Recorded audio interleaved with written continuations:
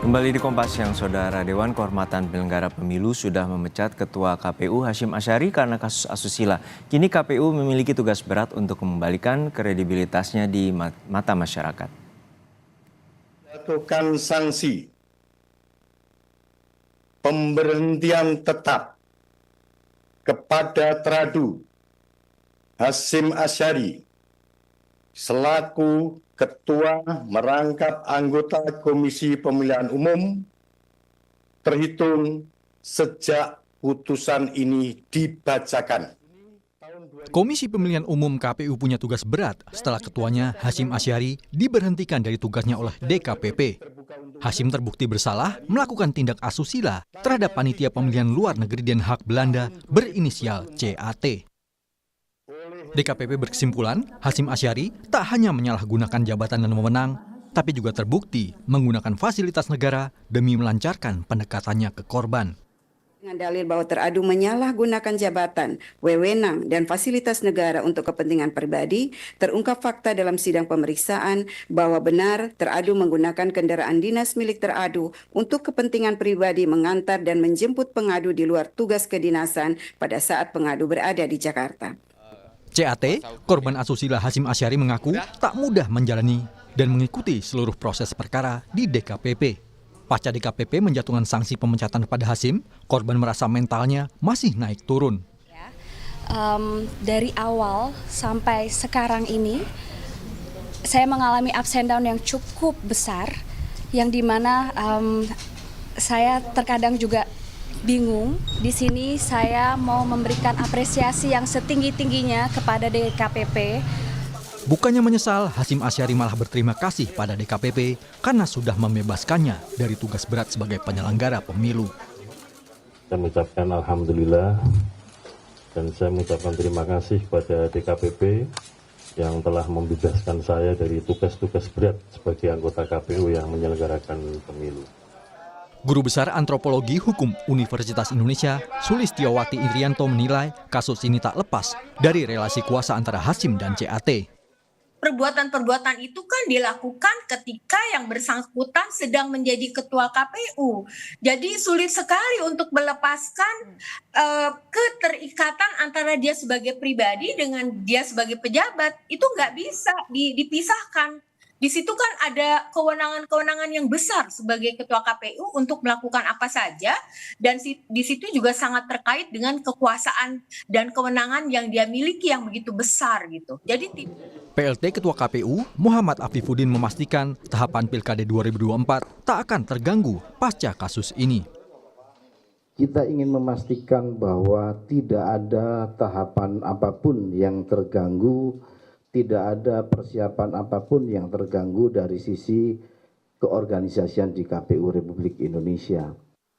Kasus ini harus menjadi momentum pembenahan KPU agar lebih independen dan berintegritas jelang Pilkada 2024. Pencopotan Ketua KPU Hasyim Asyari oleh DKPP mencoreng wajah lembaga penyelenggara pemilu. Sosok Ketua KPU seharusnya menjaga marwah kelembagaan karena sebagian besar fungsinya berkaitan dengan kontestasi politik yang memerlukan integritas tinggi. Kasus Hasyim Asyari harus menjadi yang terakhir dan dijadikan pembelajaran bagi seluruh pimpinan lembaga negara dalam menjaga integritas dan moralitas. Tim Liputan, Kompas TV.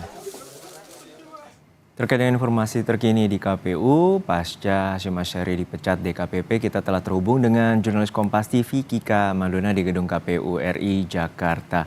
Kika, hingga saat ini bagaimana proses penggantian dari Ketua KPU RI Hasyim Asyari dan juga bagaimana proses dari KPU untuk memastikan Pilkada serentak dapat berjalan sesuai jadwal? Ya, Juno dan juga saudara, untuk memastikan bagaimana jalannya Pilkada serentak yang akan berlangsung dalam beberapa waktu dekat ini, kemarin juga sempat disampaikan oleh PLT Ketua KPU Afifuddin bahwa dengan adanya kasus yang menjerat mantan Ketua KPU Hasyim Asyari ini tidak akan ada tahapan pilkada yang kemudian terganggu. Namun bagaimana dengan penetapan Ketua KPU definitif selanjutnya pasca kemudian pemecatan yang dilakukan oleh DKPP kepada mantan Ketua KPU Hasyim Asyari, hingga saat ini kepres atau keputusan dari Presiden memang belum resmi ditandatangani, sehingga kita juga masih menanti bersama bagaimana jalannya proses penggantian dari PLT Ketua KPU menjadi Ketua definitif dari KPU RI. Dan untuk menanyakan lebih lanjut terkait dengan hal ini, di samping saya sudah ada komisioner dari KPU, Bapak Agus Melas. Pak, terkait dengan bagaimana proses jalannya Kepres ini kan hingga saat ini masih belum ditandatangani untuk pemberhentian Pak Hasyim Asyari ini, apa yang kemudian akan dilakukan dari KPU? Ya, terima kasih.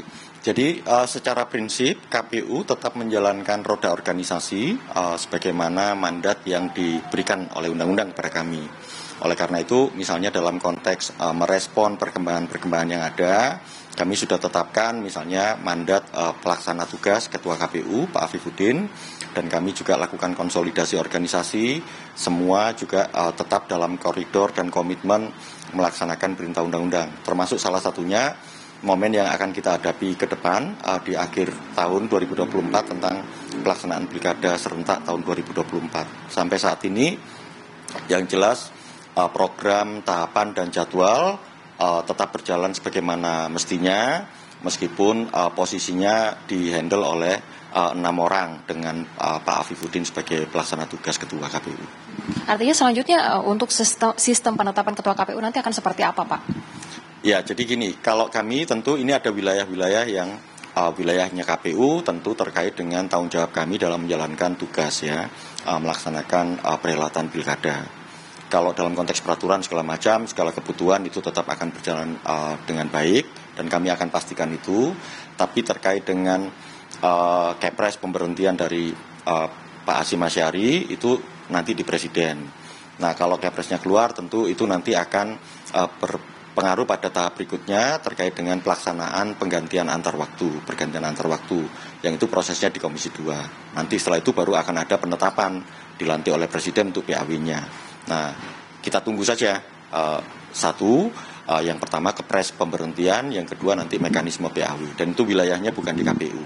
Nah, nanti setelah ada pengganti definitif, tentu kami akan lakukan pleno untuk juga menentukan langkah-langkah organisasi, termasuk juga salah satunya dalam rangka menetapkan ketua secara definitif.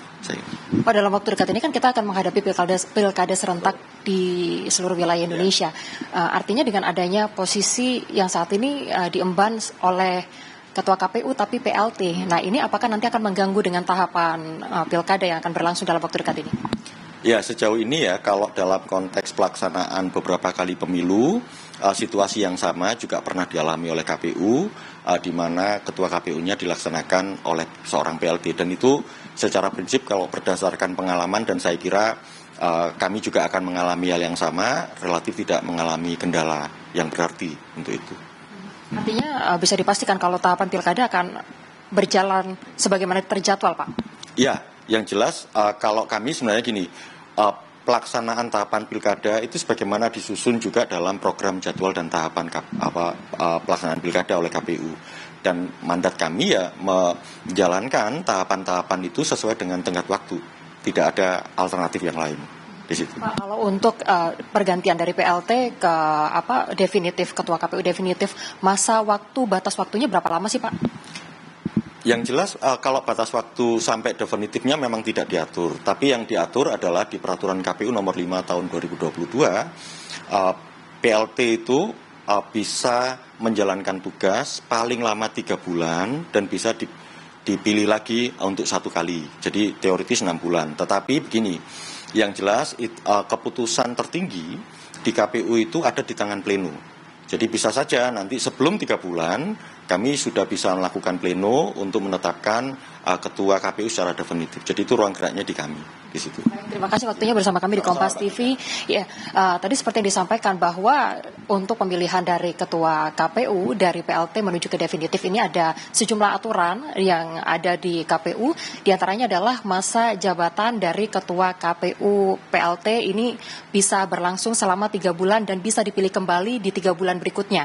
Artinya masa PLT ini akan bisa berlangsung 3 bulan sebanyak 2 kali. Sementara itu, saudara, untuk ketua KPU definitif hingga saat ini juga masih dinantikan siapa nantinya yang akan kemudian dilantik oleh Presiden. Tentunya kita juga masih akan menanti bagaimana dan kapan waktu dari Presiden untuk kemudian mengeluarkan keputusan Presidennya atau Kepres terkait dengan pemberhentian mantan ketua KPU yaitu Hasyim Azhari, yang mana dari proses ini kemudian nanti akan dilanjutkan dengan pemilihan ketua KPU atau pelantikan ketua KPU secara definitif. Kita tunggu bagaimana prosesnya, Juno. Kembali kepada Anda.